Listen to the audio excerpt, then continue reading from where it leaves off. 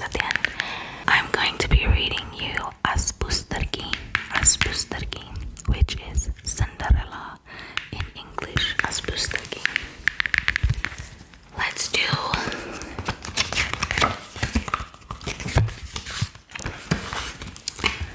a few pages, shall we?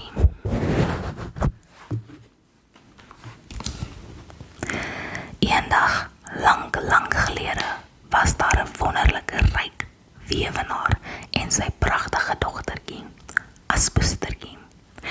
Aspustertjie se pa was baie lief vir haar. Hy het weer getrou sodat Aspustertjie 'n ma kon hê wat vir haar omgee. Sure. Aspustertjie se stiefma het twee lelike en gemeene dogters gehad, Anastasia en Drizella.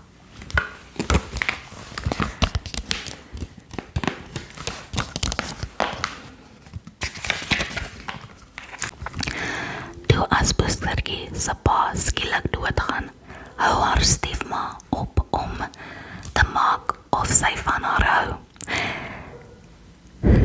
Sy is jaloers daarop dat Aspustertjie so mooi en liefdevol is en sy dwing haar om 'n slaaf in haar eie huis te word. Aspustertjie moet alleen in die klein kamertjie op die zolder bly. Die enigste maatjies wat sy het is die voëls en die muise. Hulle luister altyd vir haar wanneer sy oor haar drome sing, waarin haar lewe vol liefde en geluk is.